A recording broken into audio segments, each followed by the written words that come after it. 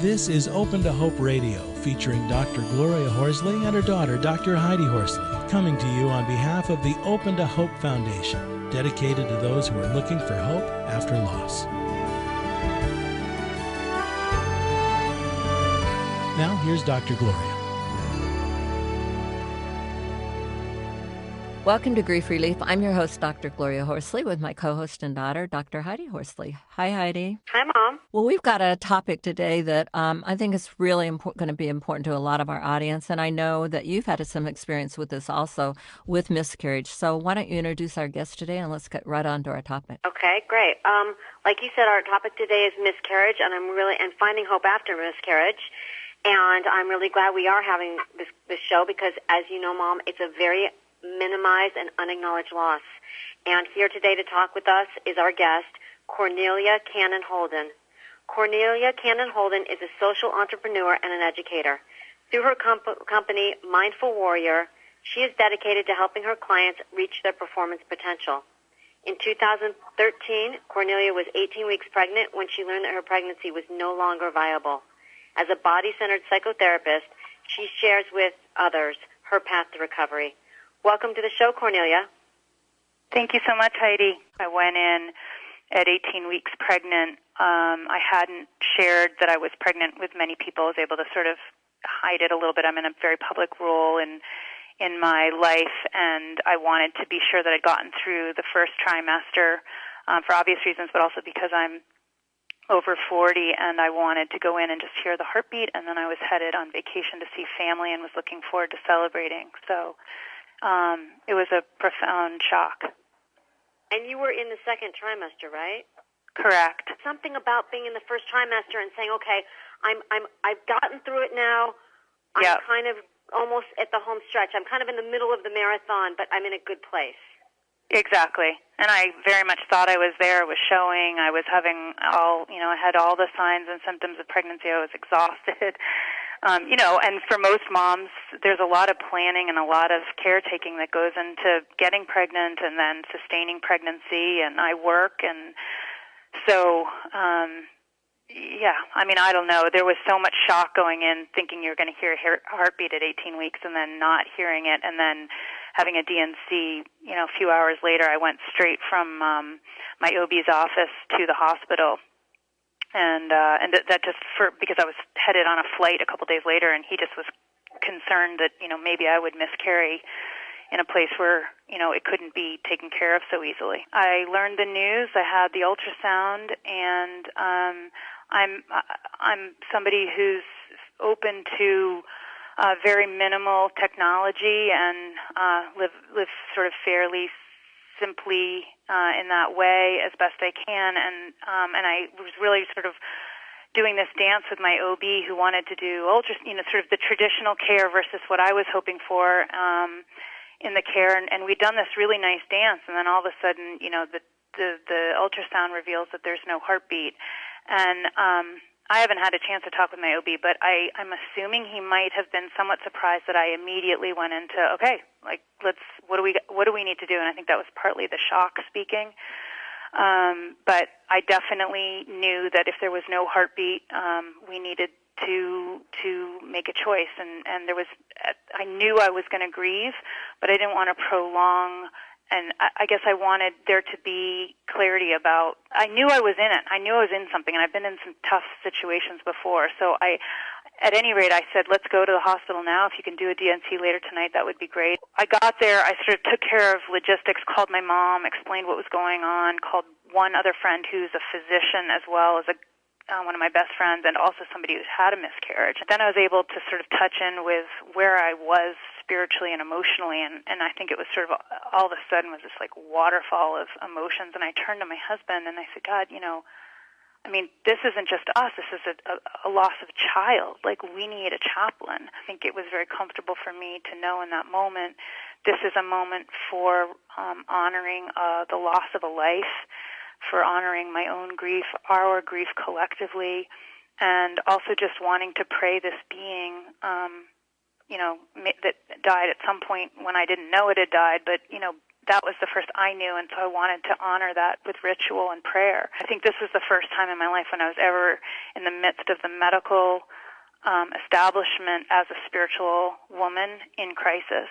And I definitely drew on my divinity school background and also on my body-centered psychotherapy background, as you mentioned. My husband and I ended up there wasn't a chaplain because of the hour on staff, and so we prayed, and then I actually called a very, very close friend of mine, and she really, really prayed me almost like literally into the operating room. And I think the neat thing for me was that somehow by entering that space, the nursing staff, I have no idea their spiritual orientation, but the support, the emotional, energetic, spiritual support I felt coming from them as they realized that I was both, grieving deeply and also trying to have some connection to God and to spirituality in the process of this loss, created something I'll never forget in both the room as I was waiting to go into the operation, and then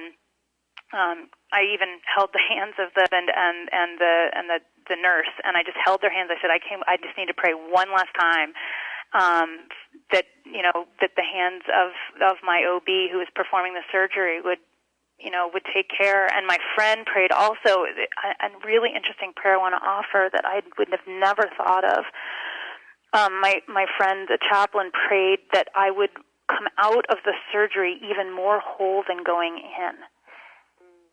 And that blew me away. I would have never thought that somehow in this tremendous grief and shock and pain and loss that I could be more whole. I came out of the operating room and called my friend who's this chaplain back. I only called her probably half an hour later. She was able then to it was like she prayed me in and then sort of closed the prayer space.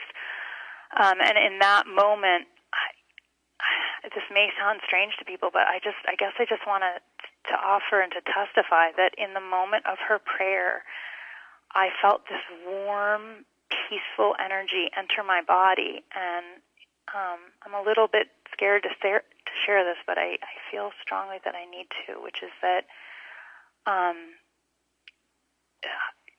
all I can say is that it felt like that Jesus lay down inside of my body. And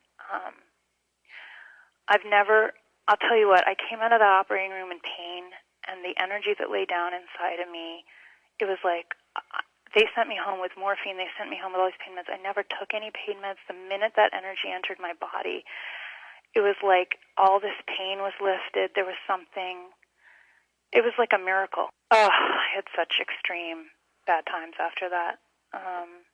Mostly emotional, but then I had good times. What I had was this cocktail of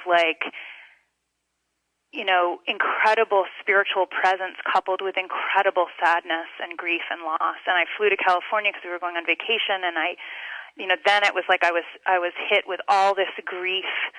They say that, with a miscarriage you get all of those postpartum chemicals, but you don't have the baby. And that's what I felt like I was going through. And I also have my husband and I have been together for 17 years, and we have a deep communication and relationship. And even so, there are times when I'm going through hard times, I do it both with him, and maybe I seek out help elsewhere. But through this, the difference was that I felt like we were in it together. It was my body, but it was us and this child. And so there was this need. It was this incredibly intense period of grieving that did not feel complete unless we were in it together. Like it wasn't mine to go grieve alone or go get help alone. It was like we and our family and our marriage. And so we really, thank God I have a husband who was willing to sort of walk with me and understand and support that. And yeah, that's great. That's fantastic that you had that, but also that you allowed him to do that. I also think that I often hear that isn't the case. So Cornelia, I love this because oftentimes men they either feel left out or they feel like the loss is not as significant, and that it is the woman that's taking the journey. And I love that you both were in it together and that you both got, validated each other's losses, because sometimes the man does feel like he's left out. Well, and we even process that because, it's so profound as your viewership knows, and I now know, that when you go through loss, it's also very uncomfortable for people around you, especially if they're not like super close and they don't know exactly what's going on. They want to offer help, but they don't know how, and they don't want to make it worse, and it can be uncomfortable. So I wasn't even sure I was getting quite the energetic support that I needed from certain people. And then Kevin reminded me, the interesting thing was that at least people were asking me how I was doing, but there was no asking really of him. And not that we were upset with anybody, it's just such an interesting cultural thing. What are some of the things that I could do if I've had a miscarriage? So I went through the incredible cocktail of emotions that I described, and then I was sort of starting to feel like, about 5 weeks out, like, all right, I'm sort of through a little bit of that. It's been, it's sort of a boomerang back and forth. But then I went and visited a friend of mine who's a massage therapist and spent an intensive period of about a week with her. My husband was like, you've got to go take the time. And so I sort of took a vacation week from work. And she tended to me sort of twice a day. And I guess what I want to share is, even if you can't, whatever your ability is to access somebody in that way, the thing that struck me so profoundly was that as she started to work on me, and I really became in touch even further with my own physical process through this healing, I realized that, first of all, hips going out is really, really common during grief. And so if you have lower back pain or you feel really unstable in your hips, seeing a massage therapist, seeing a chiropractor, seeing somebody to help stabilize that area is incredibly useful and important.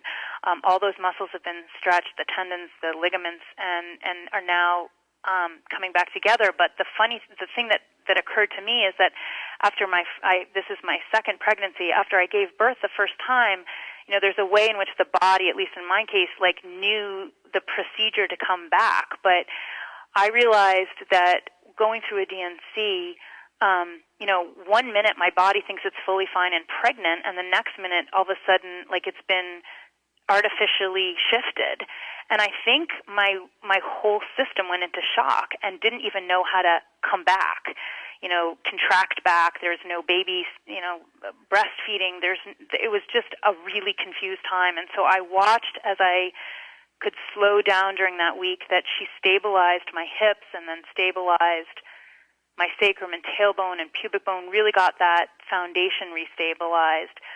And then I actually did sort of like a loving kindness meditation for my own uterus, because I had this hit as I was doing this work that there was an energetic sense that it had failed me and that it had done something wrong or something like that. Here we are, we're trying to, we think we're doing everything right physically, and yet we can't carry to term a baby.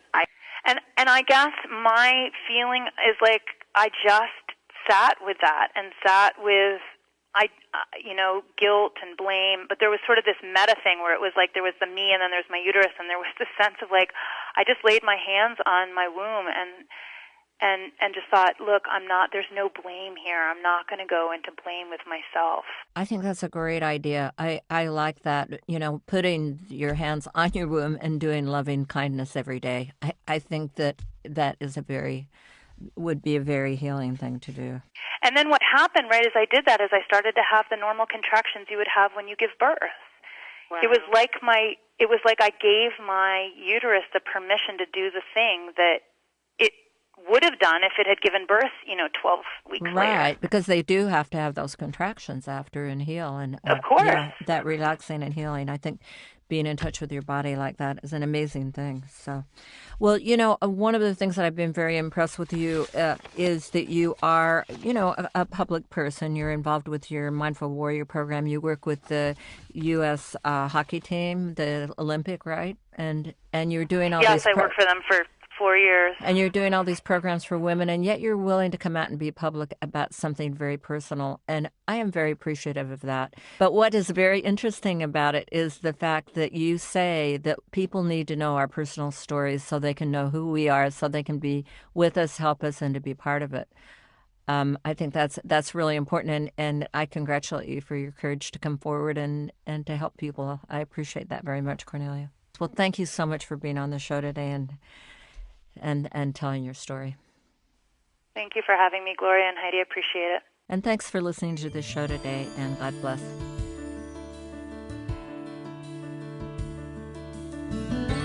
You've been listening to Open to Hope Radio, hosted by Doctors Gloria and Heidi Horsley. Like today's edition, all of our past programs are available on demand at opentohope.com, along with helpful articles, videos, resources, and links to help get you through the toughest time of your life. You can also follow us on Facebook and Twitter and sign up for our monthly newsletter. Again, that's opentohope.com. Check it out today. Then be sure to stop by next Thursday at 9 a.m. Pacific Time when we'll be posting another edition of Open to Hope Radio. Remember, others have been where you are. They made it through, and you can too, as long as you're open to hope.